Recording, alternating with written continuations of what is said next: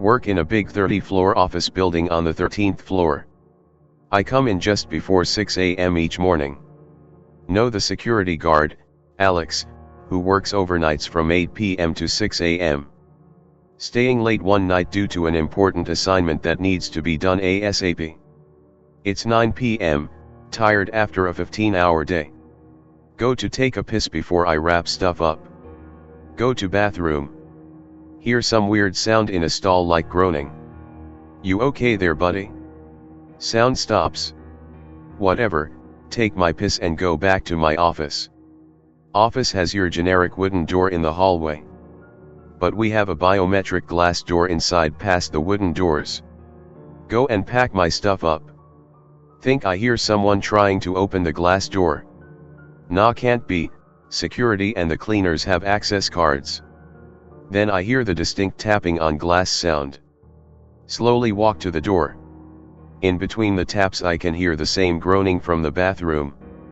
Too much of a pussy to peek around the corner to see who's at the glass door. There's a back exit to the hallway, but I don't want to wait around at the elevators with the possibility of whoever is at the door hearing. The two main staircases are also out in the hallway. But we have access to the building's internal staircase from my office. Take it down to the lobby. Alex is there. Explain the situation. I'll check it out, Anon. Come in right before 6 a.m. the next day as usual. Going to ask Alex what he found. Alex isn't there. It's another security guard at the desk. Ask where's Alex. Alex called during his shift that he's quitting and leaving immediately. Not sure I want to know what he saw that spooked him enough to quit on the spot, but I don't stay at work that late anymore.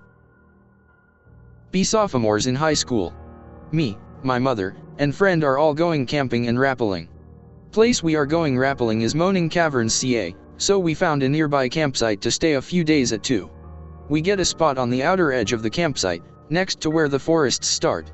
After setting up and stuff on Friday, me and friend decide to go exploring.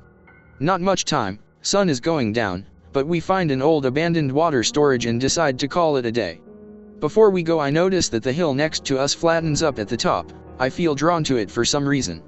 Saturday we go rappelling, barrels of fun, enjoyed messing with my friend on the way down since I'd already done the rappel once as a Boy Scout.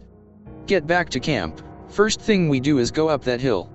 As we reach the top where it flattens out, friend freezes. That's a witch's circle, dude. What's a witch's circle? A circle of trees that all point away from the center, supposed to be magical and shit. My friend goes on, tells me he's getting these weird vibes, last time he had them an axe nearly fell on his head. Whereas I'm completely oblivious, really into stuff like this, so I'm just running around the place super excited. Notice that at the other side of the hill opposite of where we came in the forest gets thicker and more hilly. See a large decaying stump, so I hop onto it to get a better look. As I look around I get this weird feeling crawling over me. Suddenly this feeling turns into a sound. Very faint, can't make it out at all, but I can hear it in my head, or maybe it's right next to my ear. Sound gets louder and louder till I can make out exactly what it is. It's a little girl humming. I turn back to my friend who had apparently been calling me this whole time. He shuts the hell up as soon as he sees my face. Later he tells me I looked like I was about to either run like hell or run up and stab him. I actually do charge up to him but start panicking and tell him we gotta get the hell out of here. He tells me to calm down and we walk back to the campsite and leave the next morning. Now the eerie part of this is, when we were heading down I realized that the way I was about to run before my friend told me to calm the hell down, wasn't the way back. I could have sworn it was, but it would have just taken me deep into the herd of the forest, where I'd be lost and completely fucked. About 6 months ago. Buddy has farm in bumfuck nowhere GA around the SC border. Invites me and a few buddies to camp and four-wheel and general redneck shit. Around 2 a.m.ish my buddy says there's an abandoned factory about 20 minutes away on back roads. We all pile into our trucks and jeeps and arm ourselves to the teeth because hobos and crackheads. No road lights on rural country roads and no moonlight because of cloud cover. Shit's dark as fuck. Woods on the left, large cotton field on the right. All of us riding on close formation with all of our auxiliary and off-road lights on, Standard headlights allow you to see 75 to 100 yards ahead, but with all of the lights we were running we could clearly see 300 yards easy. About 10 minutes and see road closed sign ahead with blue flashing lights next to it on the right. Assume it's a police roadblock for a crash or something. As we get closer notice the car is a Crown Vic, but it is plain white with no police markings. Don't see any cops so assume he's in the car or responding to an accident. Get to sign and stop all jeeps and trucks behind me stop we're all riding in blacked out off-road vehicles with tire sizes ranging from 35 to 37 inches. Needless to say we look like a formidable bunch. See no police officer near the car. Assume it's an undercover and that he's responding to whatever crash or whatever is ahead. Keep scanning ahead and to the right near the cop car. Suddenly knock on driver's side window. Have mini heart attack and look to the left. See what I initially thought was a cop, but quickly realize is a half-assed impersonation of one. Buddy truck behind me noticed too because he got out of his truck with a sidearm drawn. Fake cop bolts into woods behind him. I flatten the road closed sign and everyone behind me follows. On our way back we got stopped by a real roadblock, which we were very suspicious of. Turns out they were looking for a white Crown Vic used in a fake roadblock to rob some poor old lady at gunpoint. Be a kid living in Western Canada. Make friends with a kid named Ryan. We would hang out for days on end and have sleepovers at his house. Only rule was we couldn't go upstairs so we hung out in the basement playing SNES and NES games. One day he invites me to go camping with him and his father. Spend the days doing cool shit like riding his little 50 cubic centimeters dirt bike, swimming in the lake, throwing stones at squirrels. One night his dad starts to get drunk. He was always a pretty nice guy but rough around the edges. Starts talking nonsense about his brother being in the woods. Gets even more drunk. Now he's getting violent and unpredictable. Builds a huge fire to illuminate the woods around us. He's convinced that there's someone out there fucking with us. Tells us to go into the tent and go to sleep. We lay there listening to him losing his goddamn mind to whatever he thinks is out there. Fire is getting bigger. Suddenly hear banging. Ryan always had a stash of small Chinese firecrackers. It could have been those but I couldn't tell. He proceeds to continue this insane shit all night. Eventually we fall asleep. Wake up. His dad is in a hurry to leave. Now apparently sober. We ride in the camper talking about how much fun we had and don't mention the last night. Get back to town. His dad sends me home. Ask Ryan if he wants to hang out. He says we can't anymore because his dad said so. Convince him to come play elsewhere so his dad wouldn't know. His dad finds us. Violently grabs Ryan and leaves, cursing at me.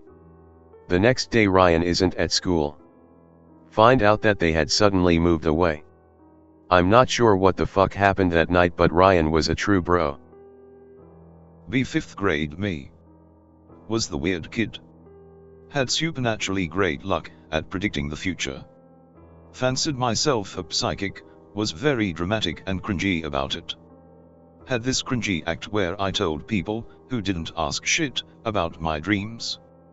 I dreamt that someone here gets really sick today, later that evening someone does baths in class. Surprisingly good at it, like 3/4 accuracy rate. Get a following, which I realized later in life, was just people who came to gawk at my cringiness. One night I get a really violent dream. Adult man gets out of bed, wife is sleeping, gets knife from kitchen, turns off every light in house. Goes to kid's room, stabs one sleeping son on neck, and then stabs the other on neck. Returns to bedroom where wife is still sleeping, slices her neck too. Gets into bathtub, slices his neck. The dream wakes me up, it's 4 AM. That morning in school, I don't talk about my dreams, never do so after that, no one asks shit. A few days later, principal comes to class, with the guidance counselor alongside. Tells class that one of the kids from the class hasn't been coming because he and his brother died. Offer class trauma counseling, psychological help. Best friend of the kid asks how they died. Counselor only answers in their sleep. Get a gut feeling that I already know what happened. I do end up finding out the truth later on in high school. Googled the dead kid's name. Murder-suicide, father kills 2 children and wife, and then himself. The only sources don't mention any weapon or anything relating to the tub. Still do get predictions in my dreams, but nothing on that scale. Be me. Worked at Pizza Hut a few years ago. Work as a customer service representative. AKA phone answering kitchen bitch. One Monday night we're extremely slow. Boss sent a delivery driver home and I have delivery training, so I am taking out the orders I get over the phone. Get a call at about 9:50. 10 minutes before we close. Answer.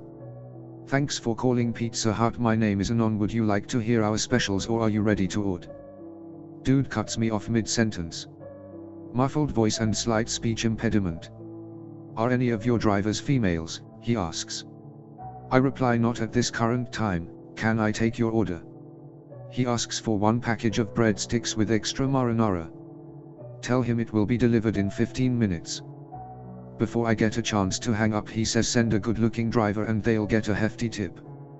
I say, sir, that is extremely creepy and not necessary. Hear him and what sounds like another person in the background laugh. Make the breadsticks. Get in car, start driving to the address he gave me. After a 5-minute trip to the outskirts of town, I arrive at the location. It's an empty lot with a thick tree line behind it and a trailer about a quarter mile down the road. I stop next to the lot and don't see anything or anyone. Suddenly, the back door of the car opens. Someone's trying to get in. Then my passenger door begins to open. They are trying to break into my car. Speed off as fast as possible, see someone lying on the road where my back door was being opened. Hear 2 gunshots fired off. Call cops and tell boss. Apparently they were armed rapists. Scariest fucking night of my life. Me, girl, about 5-year-old. Really hot night and can't sleep. Dangle my long hair over the top edge of the bed to get coolness on my face and neck. Start feeling a light tugging on my hair. Think it's my imagination, like when I feel spiders. Tugging doesn't go away, so decide to lift my head to bring hair back onto pillow. Doing so, my hair is pulled back with such force that my head snaps back to the pillow. I scream, my neck is hurting, my scalp is burning and I'm scared beyond belief. I try pulling my head forward to free myself. Pull lets go, but I feel hair has been yanked from my head, painfully. I jump out of bed and look behind the bed. To my horror, there really was something there. Somehow I was still in disbelief after all that. A short creature, like a small boy, but a man. With no features, only a swirl, as if features wants to form but can't pause into place. It was dark, but my eyes were pretty well adjusted after being awake so long. I'm still screaming. Just staring at this thing laughing at me. With his fist up with what I guess strands of my hair in it. Boy thing snaps his head around to door, but I'm not, I'm just staring and screaming at it. My dad flicks the light on and I look up at him. Look back. Boy thing is gone, with some of my hair. I'm still screaming. To this day I make sure that my hair, or any part of me, is nowhere close to the edge of the bed whenever I go to sleep. Be me, a 9-year-old kid. Lived in a remote mountainous village in a war-torn country during the 90s. People are struggling, food is scarce and the war has finally reached the outskirts of the village, causing multiple deaths. Everyone is scared shitless, and men of the village have few bullets and guns left and no electricity. One night in late winter, a boy was walking towards his home normally from his grandparents' house like he always did. Suddenly the whole town hears a loud scream and many, including me, rush to see what's happening. We found the kid has pissed himself and his face is covered with dirt with his eyes wide open and in shock state.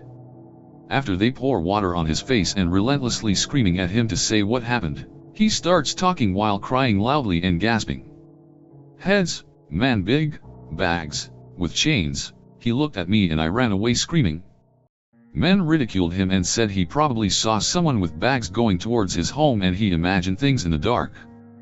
Days later, another kid ran towards his home screaming the same thing. The next night, another kid went missing. Men decided to start a night patrol.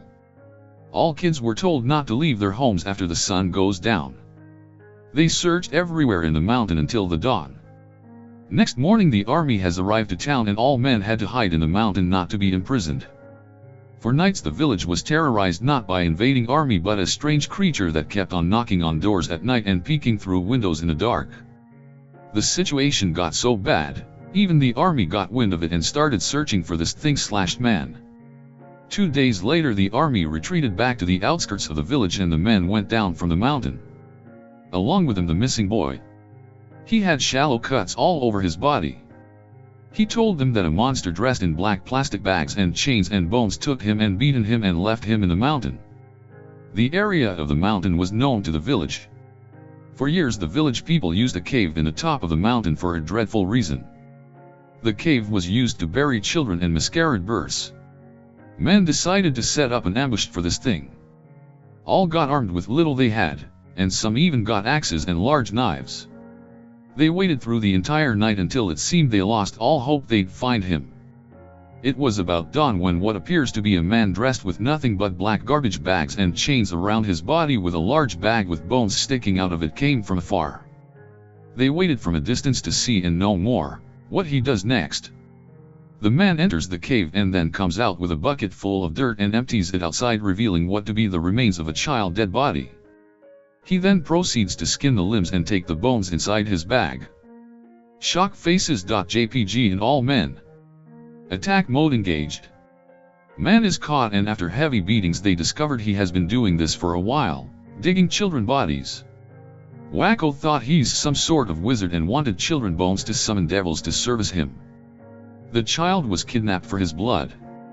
Needless to say this was a war zone and men didn't want someone scaring the shit out of their families more than they already are, so they killed the guy, buried his ass in the mountain and called it a day. B11. Be a second mom for my little brothers since I'm the oldest. Grandfather popped out of the blue one day. Parents tell us that Gramps is gonna start living with us from now on. Can tell something weird is going on. Considering he came all the way from Spain. Think nothing of it at the end, we loved having Abuelo over after all. Be a few weeks after Gramps moved in. Mom's working at convenience store and Dad is working at an auto shop. I'm showing Gramps that I can cook well now. Hear the doorbell ring. Who is it? I'm here to deliver these car parts, please sign. Usual stuff. We get parts delivered every few days. Hey Gramps, can you get that? I need to call Dad to let him know. I go get the phone. Then I hear a thump. Gramps had this fat dude on the floor, was kicking his ass. Dude has his pants down to his legs. He's obviously not a delivery man. Police arrive to take him in, parents get home too. Fat dude was apparently a sex offender. He waited for the day when neither of my parents' cars were in the driveway. He was holding his dick with one hand and was holding a small box with the other. He was planning to come over me when I opened the door. But my Gramps opened instead. Dude tried to run, Gramps caught on and beat him down. My parents seen him patrolling around here before. He did that shit to a teenage girl before. That's why Gramps came over to stay. They didn't tell me before because it was something a little girl shouldn't know about. Be me. Childhood I was 11. Live in shithole Tejas, woo. Typical I grew up on a farm life. Cousins come and they want to walk around the property. Good idea. JPEG. Walking by horses area with big tree right by it. I've never been comfortable by the tree. Later that night we decide we want to go see the horses at night. So we walk up to them and try to get their attention. Cousin starts whistling. In Mexi culture you're not supposed to whistle late at night cause of lechuzas. My face when realizing cousin probably fucked us over, pic related. Then I hear it. The loudest fucking screech. Yell at everyone like an autist to run back to house. Cousin who whistled fucking stayed behind. Immediately wake up oldest brother and tell him what's happening. He grabs the rifle and hands me a flashlight and tells me to follow him. We finally get back to our cousin. Claw marks all over his back and his clothes were torn, only one real seep. Had to tell parents. My dad told us we were very fucking lucky that that's all that happened. I got more stories from when I lived on the farm. Story about why we never had pets. According to Mexi mother and grandmother, evil things lurk the most when you're alone. We used to have 2 dogs. 2 full-blooded red healers. Nice. JPEG. 1 month goes by easy. Coming home from school one day, I'm told to go to our shed and to get a shovel. Digging holes to fix the fence, I think. Oldest brother tells me to go inside. LOL, okay. Few hours later I'm told the dogs ran away. Alright, cool. 2 years later I ask my brother why we couldn't have pets. Tells me what happened to our dogs. Our dogs' throats were slit and were hanging on our fence. Tells me when bad things come it always goes for the pets first. I refused to get a pet anything ever since he told me what happened. Also can confirm this from my mom and older siblings about what happened to our dogs.